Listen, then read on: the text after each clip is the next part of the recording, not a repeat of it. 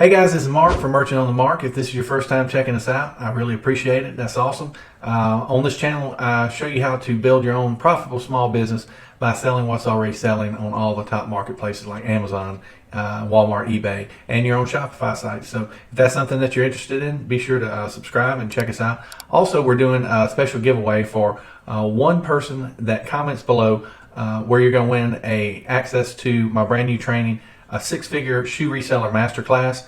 And all you have to do is just comment below with where you're from and like the video, and I'll choose a random winner on the next video and give you access to that full course.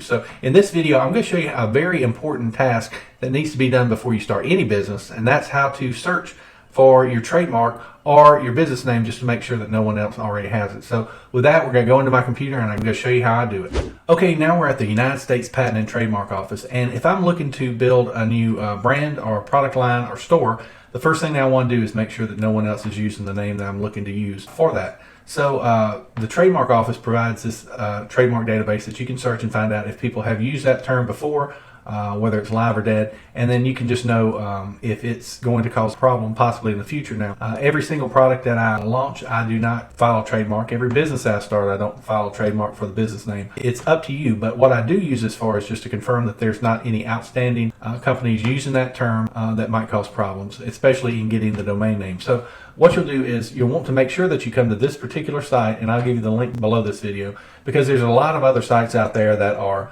ancillary sites that might file trademarks for business. And so you want to make sure that you come to the original source, and this is the government trademark database. And you'll just click on this, and you can see it has like a 1980s look web page, and you'll just click on basic word mark search, and here is where you'll actually enter the term that you're looking to check out. And so I usually try to come out here with at least 2 or 3 different ideas and check those so that I can determine which one is live or dead, or if it's not trademarked at all. That's what I'm looking for. I'm looking to find 0 trademark businesses with that unique type of name, because that's going to help me to be able to use that in my business and for my brand name, and also for getting the domain name, the .com. So let's just do one.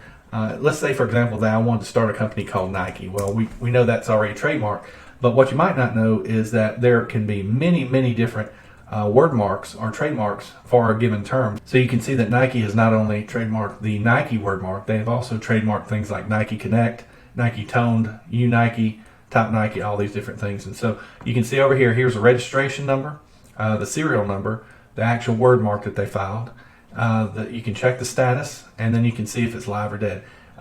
Live ones are obviously live and active, and so you definitely wouldn't want to use the word mark over here, because those are live trademarks.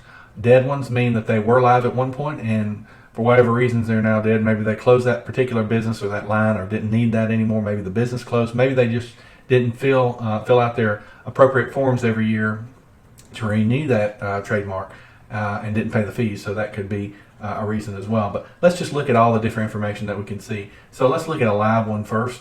This is Nike, and you can see goods and services, retail store services and online retail featuring apparel, accessories, footwear, etc. First use was in this trademark right here, this number. First use in commerce was this one. You can see what type of code it is, the serial number, filing date, all this information. You can also see the attorney of record, so they're actually who filed those that trademark. So if we go back, that was a live one. If we go back and look at a dead one, you can see that this one is dead. Abandonment date was February 1st, 2021, and it doesn't say exactly why it was made to be dead, but that is one that's not currently active. You can also go back here and click on this ESDR and be taken to a different site where you can see a lot more details on that particular service mark. So you can see this one is live and active. It was filed on March 12th, 2020. You can see the registration number, all that kind of stuff. You can also see the documents where those are available right here. Maintenance status, you can see who actually filed it, what it's for, and all those kind of things. The basic thing that you need to know is if there is a trademark that exists out there for the term that you're going out, for whether it's live or dead. To me, it doesn't matter. I do not proceed with that. And so I would just move on, pick another one, because it can open yourself to a lot of legal issues down the road. So let's search for a gibberish term. Let's see, something like that. This is what it looks like. So no test records were found to match the criteria of your search. If we search for something like Kohl's, let's see what is returned. You can see there's a lot of things for Kohl's rewards, DE Kohl's. So anyway, that's just an example of one where there's going to be a lot, and you can go through these. And the second part that you want to make sure that you have is the domain name that matches the term that you're going after. So whether this is for a website where you're going to sell a lot of products, or it's for a brand, you want to have the domain name, and you want to have the .com. You can have .net, but I generally do not use anything other than .com or .net. Basically 99% of the time, if I can't find the .com, I won't use that particular name. So if we search for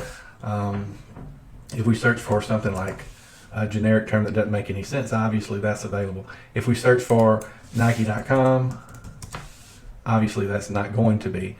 And on GoDaddy, they'll actually try to get it for you for $119.99. Obviously, that is not something that they could ever get. However, there are instances where people have high value domain names and they can broker a deal. So this is just their fee to broker it, and then you would actually have to buy the domain for whatever it is.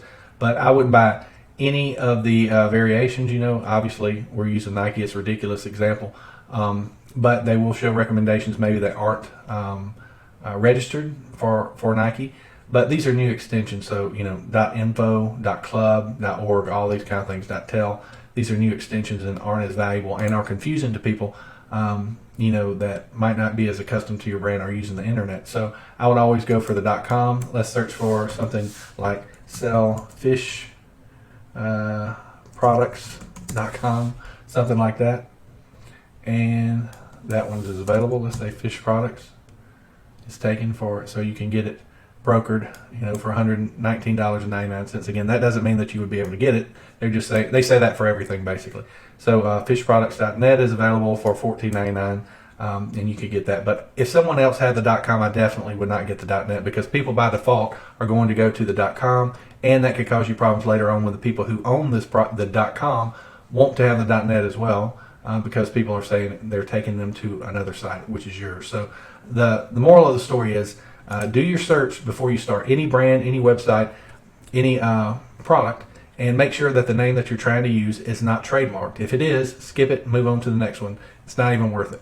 The second thing to do is make sure that you can get the .com and get it. So don't wait. Whenever you find something is not trademarked and you want to move forward, go out to GoDaddy or whoever you use and do a search for that, get the .com, and have that saved so you have that ready to go whenever you need it. Okay? So with that, this is Mark with Merchant on the Mark. I hope this was helpful. If you can, leave me any questions down in the comments, and I'll be glad to respond to those. And enter your name by leaving a comment so you can be entered for a chance to win a copy of our 6-Figure Shoe Reseller Masterclass. Okay? This is Mark Mathis again. I'll see you on the next one.